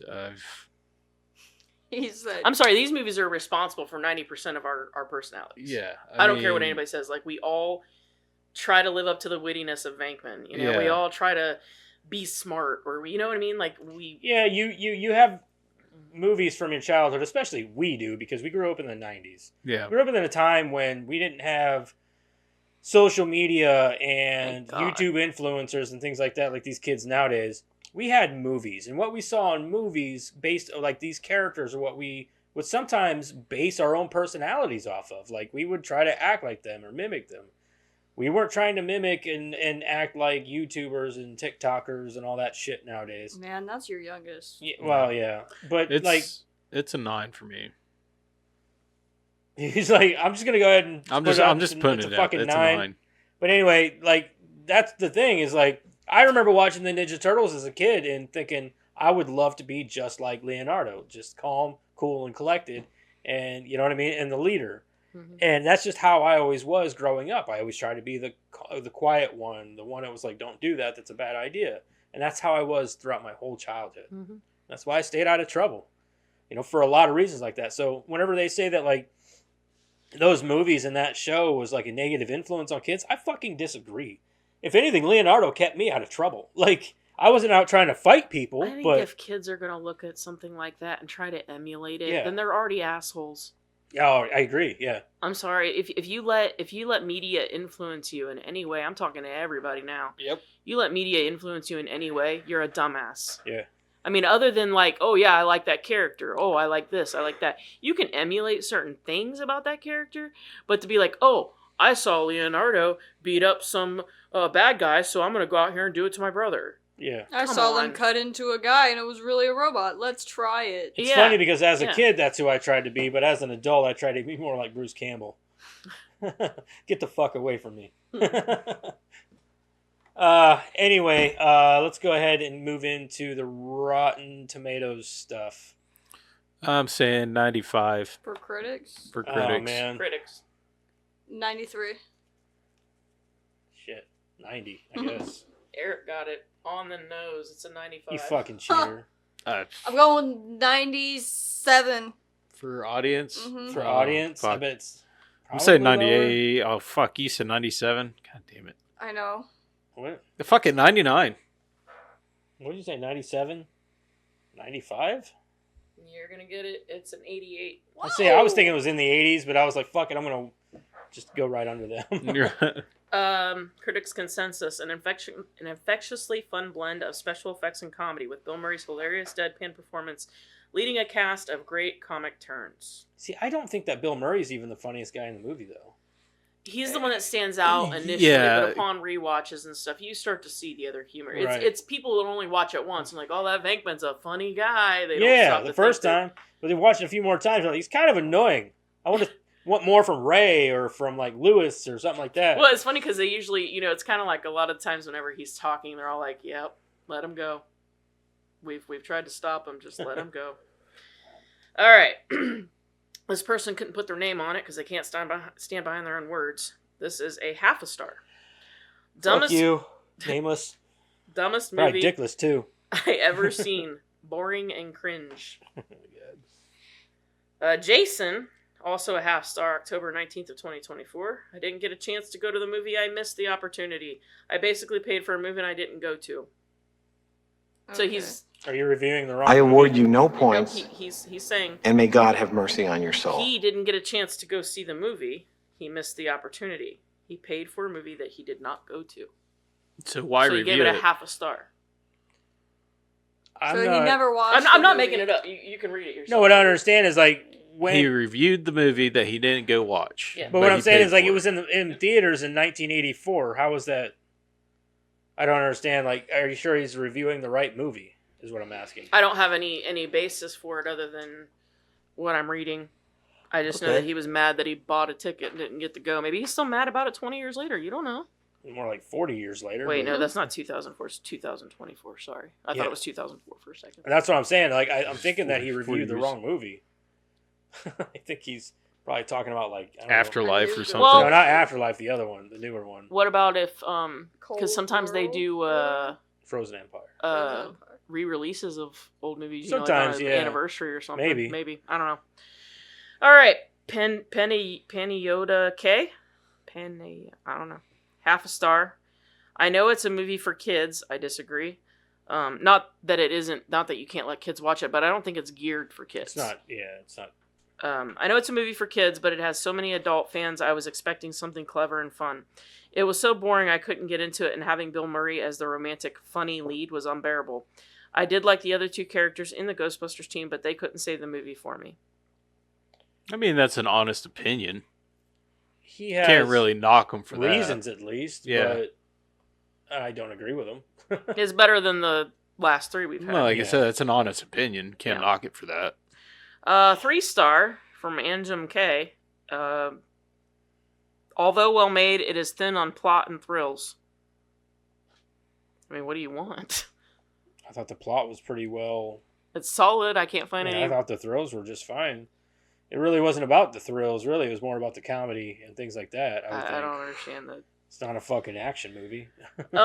Evan G, 3 stars, said, I thought it was a good introduction to the series. How many stars? 3. Okay. Okay. I don't understand why. I thought it was a good introduction to the series. It's the first one, so yeah. Mm-hmm. It wasn't. I don't think it was intended to be a series. Whenever they wrote the first one, No. they were just like, "Hey, let's make this movie about guys who capture Matter of fact, they ghosts." really thought it was going to bomb. But I could see that. Yeah. I don't understand. I guess it's weird to hear it put that way. And to give it 3 stars for it? Like, I guess. Some people got weird. So this is a 2-star. No name. Really don't understand what the big deal is. Probably because I watched it for the first time being 34. That could do it. 34 and gay. 1 I star. don't mean gay as in you like dudes gay. I mean gay as in you're fucking stupid. 1 star. No name. Horrible. 1 out of 10 rating. That's it. That's all they said. This is a 3-star by Joseph Tutorials. My first time watching Ghostbusters. I didn't get much enjoyment out of this movie. The ghosts are okay. Nice code name. Right. Oh, out this movie. The ghosts are okay. To be honest, the characters are fine. Nothing crazy. I like the score and the music. I like the music some. The CGI is just an okay movie. I did like the ending of the film, 79%. There was no CGI. Just want to throw that out there. Yeah. This is a 3.5 star. Kind of good. It attached to memoria of the first movie. That's why I included this. Because I think they meant memories, but they put an A on the end instead of an S. And Made your brain kind of hurt. good. It attached to memoria of the first movie. Do you ever think like some of these people speak a different language? They might, Because a Well, lot of them have bad grammar. but they didn't put their name on it, so I can't tell you. Which means they're not proud of their work. Why speak many words when small words make? Well, yeah, but you can stand behind that. Put your name behind it. All right, this is the last one. This is by Daniel K. It's a 1 star, and you guys brace yourselves. It's going to hurt. Okay? Okay. Paul Rudd was not in this movie. Are you serious? I'm serious. It's funny because he's in the sequel. Why? Wait, why does that pop up all over the place? I think It it's was, the same it was guy. like just- a meme thing there for a Yeah. while. It was like a whole thing. Like anytime Paul Rudd wasn't in a movie, or Somebody. sort of like that's a bad example because you're not gonna know what I'm talking about either. I wish we could interview Paul Rudd and be like, dude, why Are are you- they doing this? I think Paul Rudd's doing it. he just puts He just goes He in a gets on random. Rotten Tomatoes. Yeah, like, right. Paul Rudd was not in this movie. Yeah. He wants more work. he should have more work. It would be hilarious if like it come out one day that like if during an interview he just goes, yeah, so I get on Rotten Tomatoes and and all of the movies I just say No, he's Paul gonna Rudd. put that in his obituary. He will die. Paul Rudd was not in that movie. Yeah. Dude, like, you know how funny No, it's gonna be on his gravestone. Paul Rudd is not in this grave. Yeah. You know how funny it would be is like anytime you buy a movie, you can like press a button and Paul Rudd would just kind of shoot to the side, kind of like that oopsie guy on Mortal Kombat. Yeah. You could just have him kind of shoot into the movie from time to time. Yeah. Just because of this meme or whatever the hell this is. Anyway. All right. Is that all you had? Yep, that's it. All right, let's move. Sweet ass trivia with Karen. All right. Hold on. I'm Karen. To Karen. Take it away. To Karen, To Karen. I got Karen. nothing. raise your pinky. Raise the Satan's head. Make sure you put your Drink pinky out of his out. horns. Put your pinky out. Come on. Be pinky. Pinky. It's broken. E. Now put the peanut. What? Put the what? Put the Peter? I meant to say pointer finger and it came out. Put the Peter in there.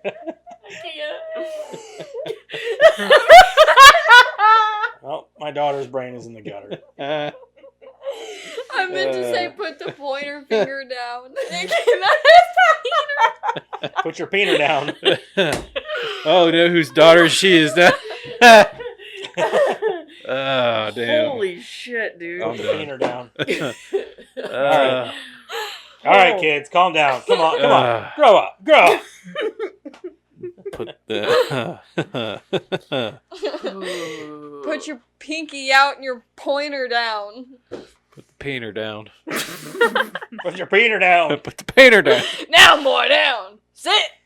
Even funnier, like I was trying to get a piece out of Crystal. Crystal was like, "Put your painter down." You're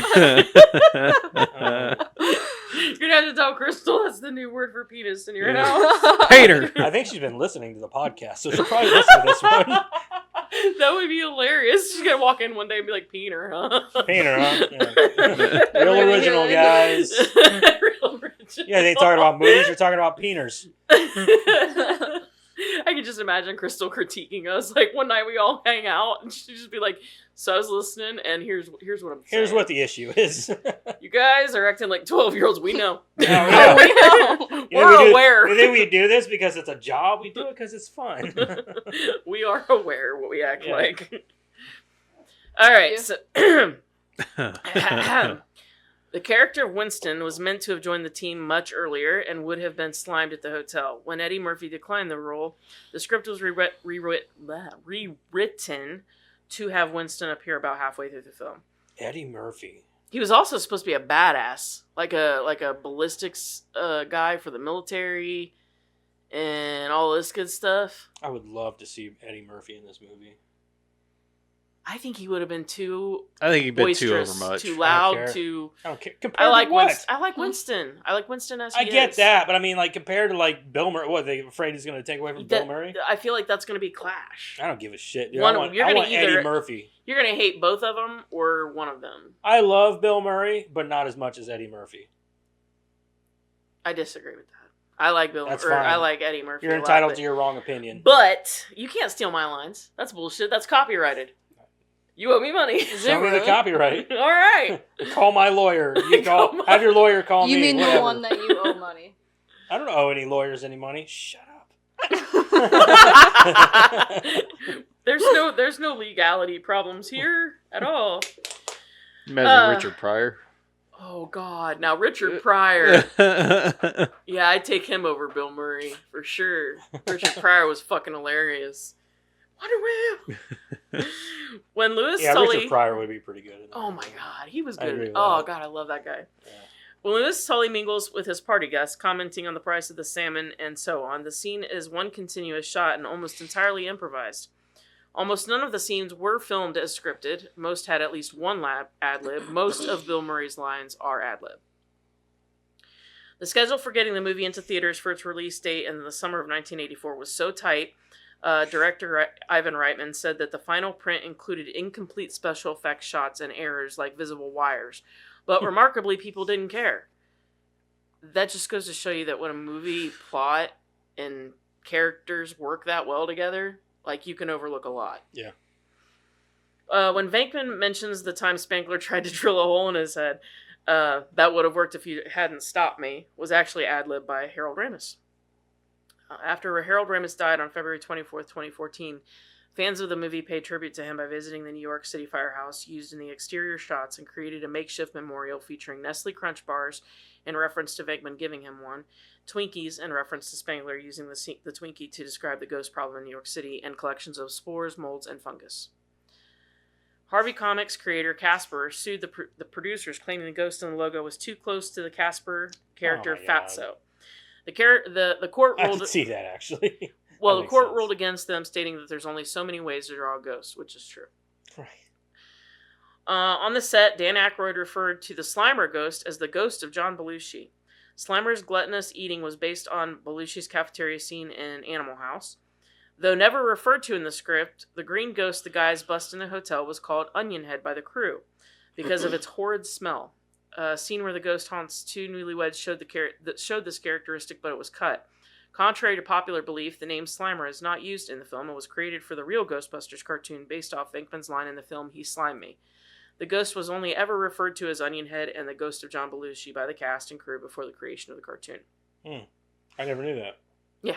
I knew that they never called him Slimer in the movie, but that, they said like he's slimy or whatever. Mm-hmm. But like, and I think I knew that they named him Slimer in the cartoon. Mm-hmm. Yeah, because he's like a pet in the cartoon. Yeah, and but I didn't know that his name was Onion Head for the movie. Yeah, I did. Well, it was a behind the scenes name that they called the puppet because it stank, and then like, I knew about the John Belushi thing because I remember seeing an interview with the three of them talking about, he was kind of like their fallen brother, and they wanted to honor him in some way, so they tried to give certain characteristics to certain characters in the movie. One of them was Slimer, so they touched on people calling it the ghost of John Belushi on set. So the rooftop set for the final confrontation between Gozer and the Ghostbusters occupied an entire soundstage and required 50,000 amps of electricity to be properly lit. Columbia Pictures had to shut down other sound stages while this scene was being filmed. That's crazy. The movie's line, "Dogs and Cats Living Together, Mass Hysteria," was voted as number 68 of the 100 Greatest Movie Lines by Premiere in 2007. The movie line, "Well, There's Something You Don't See Every Day," was voted number 19 of the 100 Greatest Movie Lines by the same people. But honestly, like, what about the dickless line? That's easily like top 10. Yeah. That's one of my favorite lines in the movie. Oh, shit. Yes, it's true. This man has no dick. After the film's release, here we go. We're talking about dickless. William Atherton became reviled when he was ran into director Ivan Reitman one day. He was furious and upset by how people were treating him. He told him that he couldn't even go into a bar without people wanting to pick a fight with him. In another incident, Atherton was walking down a stretch of 7th Avenue in New York, which was entirely crowded with school bus, when he heard lots of children shouting at the top of their lungs, "Hey, dickless!" Hey, dickless! The experiment Venkman is conducting with the cards and electric shock is based on a real experiment. The Milgram experiment had subjects giving other subjects electric shocks when asked to give a list of words. You know about this. The experiment was really set up to test people's willingness to give electric shocks to one another. Harold Ramis jokes the scene was a test to see how well the audience could accept a hero who gave unfair electric shocks to his test subjects. According to Ivan Reitman, Bill Murray loved this scene. So the whole thing about the one dude being called dickless and things like that, if that was an issue, why the fuck did you keep playing bad, like, douchey guys throughout the rest of your career? You played one in Die Hard, you played one in Real Genius. Like, you were a... I don't know, you get typecast, but you're making good money doing it. Yeah. Maybe you just stick with it. Yeah. I mean, if you're good at it, you know what I mean? Well, he's getting pissy because he's getting called names and shit. Well, stop playing douchey characters. Yeah. I mean, yeah, but... But you got a face for it, so good for you. I mean, he does a good job. Real Genius, that's a good movie, too. Yeah.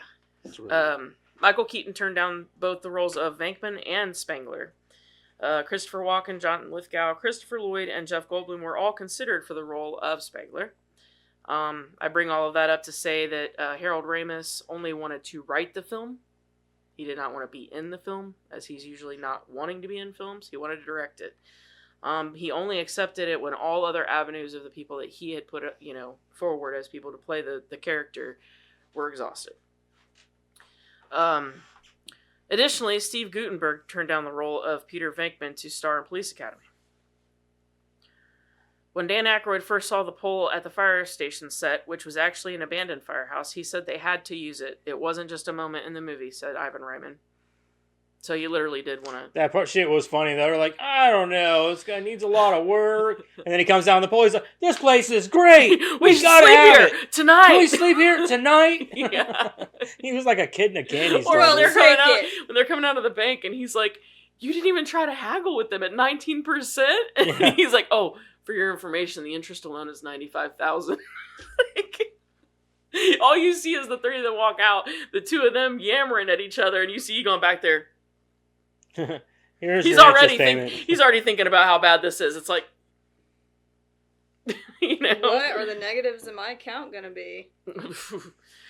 The firehouse set that the Ghostbusters used as their headquarters was used as a mechanic shop in The Mask, 1994. I don't remember if we talked about that. Oh yeah. I think we did, yeah. That firehouse has been used for a few different movies, actually. Yeah. Did you guys see Ron Jeremy? Yeah, he's in the crowd. Yeah. Yeah, he's in the crowd.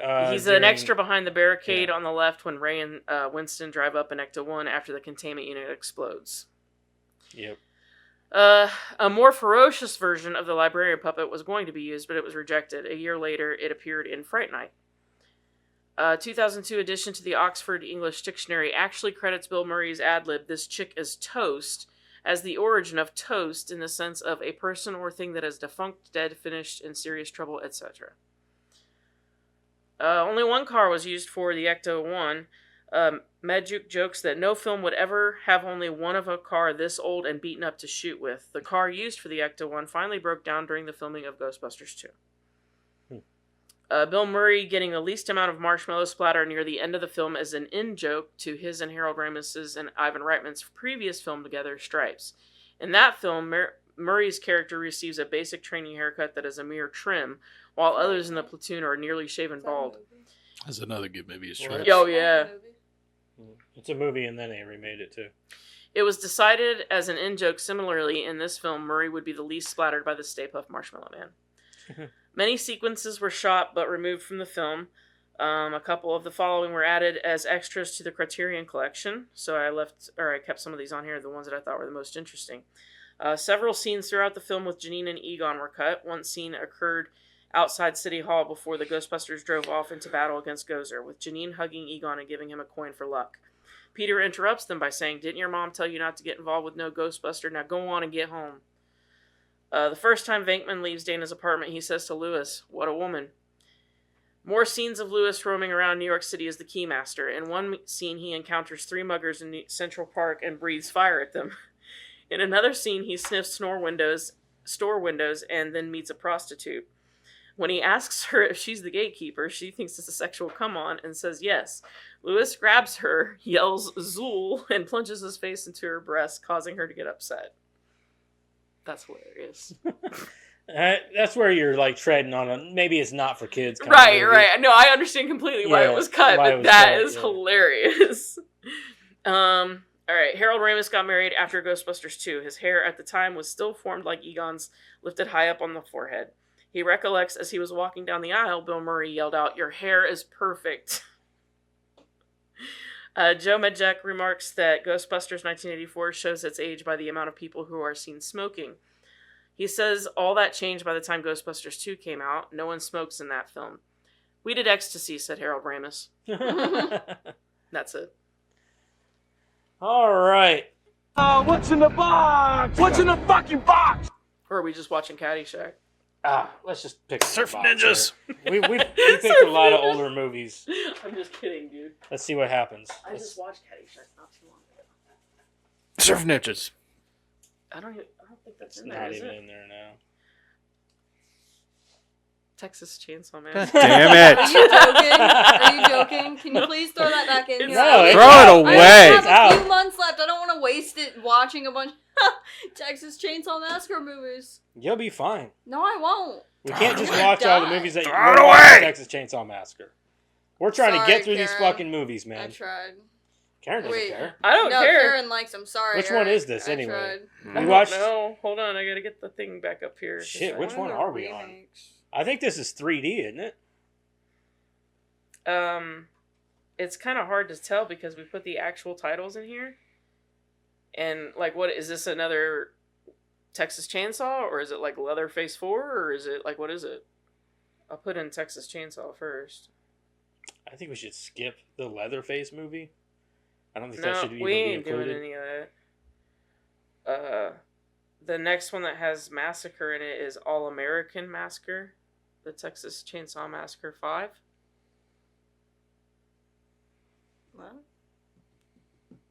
What? This is just getting too damn confused. Fuck this shit. Go to something else. Hold on a minute. Texas Chainsaw 3D. I'm pretty sure it's 3D. Texas Chainsaw 2022. It's not that one. Yeah, and then I'm back to All American Massacre. What Should the we fuck skip is to All the American 2022 Massacre? one? I don't know. I'm looking it up. You looking up like the order in which they were It made? says All American Massacre, the Lost Texas Chainsaw film. That's. I don't think that's anything. It's probably like a documentary or something. Yeah, Hold it's on. a documentary. Put that cookie down! All American Massacre. Oh, 2000. That's a documentary. No, this one's All American Massacre. No One Will Survive. Yeah. Is that a movie? Hold on a second. I'm looking. Interviews with tabloid news crew. Bill Moseley? Guys, this is Yeah, Bill Moseley. complicated. I don't think that this is a Texas Chainsaw movie. Unless it's just a movie about Chop Top. I don't know. It's an But that unreleased film directed by William Tony Hooper, son of Toby Hooper, the director of the original Texas Chainsaw Massacre. Despite having been completely filmed with an expected theatrical release, it was never actually released. Okay, so we're So, not doing that. So I would say it's Texas Chainsaw 3D. Texas. It's got Alexandria Daddario in it. That one came out. I don't fucking remember when it came out. There's so many of these fucking movies. This is the most 2013. 2013. That would be it. Why did we agree to put all of them in the box again? I don't know. Because we're dumb. It was your dad's idea. I might have Oh. been. I'm dumb. Thanks a lot. So it's going to be Texas Chainsaw Massacre 3D. We're not doing the Leatherface movie. I don't want to do that movie. I don't think it's not canon to any. Well, none of it's canon. But like, I just don't think that we should include it for the simple fact that it's really not a Leatherface movie. You know what I mean? No. I don't remember any of these movies beyond like the first one. So I was down to watch them all. But you do you, boo. I don't think we should do the Leatherface movie. It's not a Leatherface movie. It's like an origin story about Leatherface, but they're all kids, and I don't know. We'll see. Because I think after this, we only have 3 more. I Let me say that see. like it's a big, I think there's only 3 more after this one. Yeah, Leatherface, 2022. Oh, actually 2. 2, yeah. There's Yeah, 2. Leatherface, and then there's the remake, or not a remake, the one on Netflix or whatever. Yeah. I like that one. So I don't know. Maybe we will do it because we've only got this one, Leatherface, and then the 2022 one. Is the 3D playing on anything? Because it's not showing up for me. Let's check for Eric. He's so happy about it. Look at his face. He's so excited. Can you blame him? This one's got some cringy ass fucking moments in it though. Mm-hmm. Like, get him, cuz. Oh my god. You tell me the other ones didn't have cringy moments. They all have cringy moments. The movie is a cringe-worthy moment. Hoopla and Plex. Both are free, Hulu. but both have ads. You said Hulu. Hoopla and Hoopla Plex. and Plex. Those Hoopla are and where you Plex. can stream them. If you want to rent them, they're on everything else. Amazon. Or you could Apple. look it up illegally Plex and watch is fine. It works for me. I'll get it. This movie is I don't really know. It's Leatherface chasing people down with a chainsaw, just like in every other movie. I mean, it's completely original, I'm sure. I will say though, I liked the Netflix, the one that was on Netflix or Hulu, or it was Hulu, not Netflix. It was Netflix. It was Hulu. It was a Hulu made movie. The one with the sisters and they're in college or whatever they're doing and they get on the bus. It's Netflix. I think it was Netflix. You're right. Yeah. I only know that because I was missing the Hulu password for 3 years and he wouldn't give it to me. It's not that he wouldn't give it to me. He just wouldn't tell me. He didn't know what the password was and he refused to change it.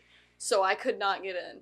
And I literally, the only reason I got in is because he combined our Disney and Hulu accounts. And I knew what the Disney password was. And that's how I got into Hulu. And that was just this year. I'm moving out this year. Hacker lady. All right, next week we're going to do Texas Chainsaw 3D. You guys, don't forget to check out them socials down in the description and all that good shit. Man, another Texas Chainsaw movie. Can I give the movie a 0 right now? We're almost there. Mm-hmm. Out of how many movies is this now? Out of spite. I don't remember how many there are total. There's 9? 3 to begin with, and then feels like 9. Feels like a lot. It's been a lot. Too many. I think we've watched 5 or 6 so far. Yeah, that's what I'm saying. I think there's like It's 9 been like total. 6 of them we've watched so far. Yeah. I'm about to torture him by putting all the Friday the 13th in there. I would watch It's all the them. same I've never thing. seen any of the Friday So the is the 13th. Texas You Chainsaws. do not want to So are sit the through Halloween that many movies. reviews of me and Joseph watching Like, Friday the this is 13th. It's the same thing as a Texas Chainsaw for me. Girl takes off The shirt, fuck? girl dies. Yeah, but we're all on equal playing field when it comes to Texas Chainsaw because none of us are trying to defend it. Oh, look, Except for the first one, I will defend that one till the day I die. But all of the all Friday the rest of 13th them, nobody's defending I don't that. defend the Friday the 13th. I just like the kills. Friday the That's 13th, it. Every That's movie's the it. same. They all go. They get in a cabin. They have a party. A couple of them have sex. They all die. But they die horrendously, and I enjoy it. Real. That's real talk. Can we watch some movies? No, they're all the same. I'm telling you. Up until like 8. And the lore makes This no guy, sense. man, he calls No, it don't. himself It a don't. horror It fanatic makes trying no to culture sense. his kids. He won't even show me some of the most basic. I've horror got all movies. of them on Blu-ray. Feel free to watch every I'm one not of watching the movies by myself. Are you crazy? That guy's gonna show up in my wardrobe. I think Look, they I don't even watched get them, interesting bro. until I- 8. Listen, Madison, I hadn't seen them ever in my life they weren't scary until like were 2 they? years ago. They're not And- scary. And I only watched it because I thought I make fun of these movies so much, I need to watch them because I'm making fun of something I've never seen. I watch horror movies Home Alone. I went I'm into just that joking. legit thinking about it like Freddy Krueger, thinking like, hey, these movies are gonna be good. I think at Jason least. Goes to Brooklyn is like the best one. 'Cause Jason it's I Takes legit Manhattan. have Yeah, no Manhattan. idea why that franchise has a following. I seriously thought that these movies were gonna be good They're mindless as by fuck. 80s Yeah. slasher standards, right? Yeah. No, I was wrong. And a lot of people in the horror community will agree with Karen that they are not good movies. They're Mm-mm. not. They're not good movies. Mm-mm. So Especially when they're made in the like what is the pinnacle Don't you of have a Friday the slasher 13th shirt? horror no, during the 80s. Yeah, you did. that's all I got. Oh, that's what I'm thinking of. I was thinking of it on. Anyway, you guys go watch Texas Chainsaw 3D, and so you can come back here and bitch about it with us next guess week. so. Until then, you guys have yourself a wonderful week. I don't even Okay, wanna bye. put any more of my hands. Jeez.